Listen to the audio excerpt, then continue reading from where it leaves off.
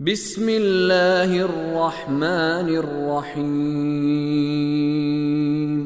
ما أنت بنعمة ربك بمجنون صدق اللہ العلی العظیم۔ سورہ قلم کی آیت نمبر 2 کے الفاظ کے معانی کی طرف توجہ فرمائیں گے۔ پہلا حرف ہے ما۔ ما کا معنی ہے نہیں۔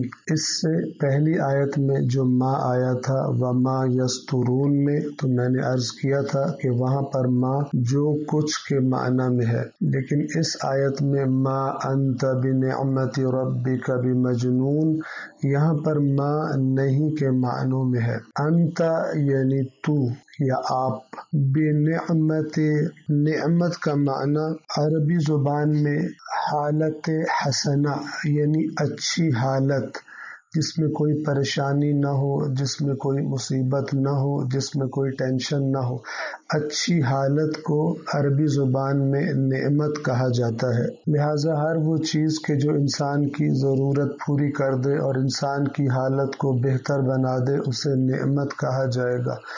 قرآن کریم میں اللہ فرماتا ہے وَإِن تَعُدُّوا نِعْمَتَ اللَّهِ لَا تُحْصُوهَا، اور اگر تم اللہ کی نعمت کو گننا چاہو تو اس کو گن نہیں سکتے، اتنی نعمتیں اللہ نے تمہیں عطا کی ہیں۔ اسی نعمت سے لفظ انعام نکلا ہے، جیسے ہم اردو زبان میں کہتے ہیں کہ میں نے اس کو انعام دیا، اس نے کوئی اچھا کام کیا یا کلاس میں اس نے ٹاپ کیا تو میں نے اس کو انعام دیا۔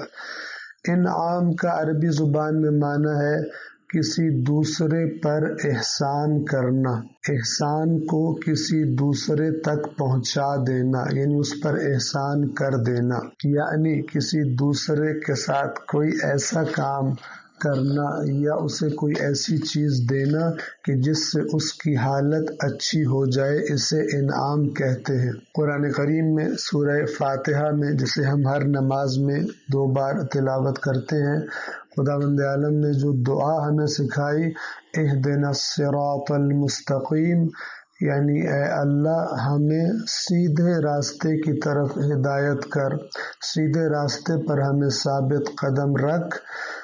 کون سا راستہ سیدھا ہے؟ صراط الذین انعمت علیہم، یہ انعمت اسی انعام سے ہے۔ صراط الذین انعمت علیہم یعنی ان لوگوں کا راستہ جن پر تو نے انعام کیا، جن پر تو نے اپنی نعمتیں کی، جن پر تو نے انعام کیا۔ اسی طرح ایک اور لفظ نعمت سے نکلتا ہے اور وہ ہے نعیم۔ نعیم کا معنی ہے کثیر نعمت، بہت زیادہ نعمتوں کو نعیم کہا جاتا ہے۔ سورہ یونس کی آیت نمبر 9 میں اللہ تعالیٰ نے فرمایا فی جنات النعیم، یعنی بہت زیادہ نعمتوں والے باغوں میں ہوں گے۔ جنات جنت کی جمع ہے اور جنت کہتے ہیں باغ کو، جیسے کہ انشاءاللہ آگے بیان کیا جائے گا۔ اسی سے ایک اور لفظ ہے عربی زبان میں نعم۔ نعم مخصوص ہے اونٹوں کے لیے اور اس کی جمع ہے انعام۔ اونٹ کو نعم اس لیے کہا گیا عربی زبان میں کیونکہ عربوں کے نزدیک ان صحرائی اور بیابانی علاقوں میں اونٹ ایک عظیم ترین نعمت تھا۔ لیکن یہ لفظ انعام جو نعم کی جمع ہے، یہ اونٹوں اور گائے بھینسوں اور بھیڑ بکریوں کے لیے بھی استعمال کیا جاتا ہے، اس لیے کہ صحرائے عرب میں یہ تینوں قسم کے حیوان عربوں کی زندگی گزارنے کے لیے بہت زیادہ اہمیت رکھتے تھے اور بہت بڑی نعمت ان کے نزدیک سمجھے جاتے تھے۔ ما انت بنعمت، یہ جو نعمت پر سے پہلے بے آئی ہے اور بے کے نیچے زیر ہے، اس کا معنی ہے کی وجہ سے، کے سبب سے، یعنی تو نہیں ہے اس نعمت کے سبب سے۔ کون سی نعمت؟ بنعمت ربک، تیرے رب کی نعمت، تیرے رب کا انعام جو اس نے تجھ پر کیا ہے اور تجھے دیا ہے، تجھے پالنے والے نے اور تیری ضروریات کا خیال رکھنے والے نے، یعنی تیرے رب نے جو تجھے نعمت عطا کی ہے اس نعمت کی وجہ سے ما انت بنعمت ربک بمجنون، تو اپنے پالنے والے کی اس نعمت کی وجہ سے مجنون نہیں ہے۔ مجنون عربی زبان میں اس شخص کو کہتے ہیں جسے جنون کی بیماری ہو جائے، یعنی اس کی عقل صحیح کام نہ کرے، جسے ہم اردو زبان میں پاگل یا دیوانہ کہتے ہیں۔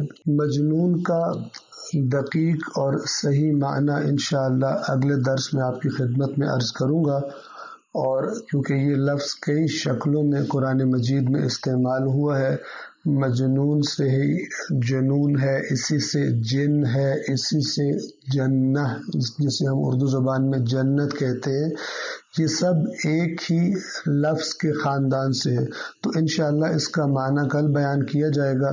یہ نقطہ آپ کی خدمت میں عرض کر دوں کہ اللہ تعالیٰ کا اپنے انسانیت کو بھیجے جانے والے آخری پیغام کے لیے عربی زبان کا انتخاب کرنا، یہ اس بات کی دلیل ہے کہ اس وقت کی زبانوں میں عربی کے مقابلے میں کوئی زبان ایسی نہیں تھی کہ جو ان گہرے معانی کو بیان کر سکے، اور کسی زبان کے پاس ایسے الفاظ نہیں تھے کہ جن کے اندر اس زمانے میں ایسی باتیں کر دی جائیں کہ جو قیامت تک کے آنے والے انسانوں کے لیے رہنما ثابت ہوں۔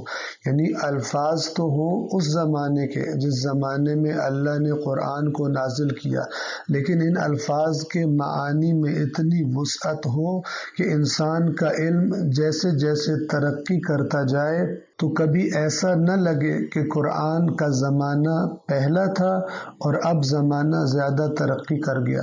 لہٰذا وہ لوگ کہ جو قرآن مجید کے الفاظ پر دقت کرتے ہیں اور گہرائی سے اس کے معانی کو دیکھتے ہیں، اور دوسری طرف سے دنیاوی علوم پر بھی نگاہ ہوتی ہے، تو ان کے لیے یہ بات بالکل محسوس اور وہ اسے فیل کرتے ہیں کہ قرآن مجید کسی زمانے میں پرانا نہیں ہوتا بلکہ ہر زمانے میں نیا اور تر و تازہ رہتا ہے۔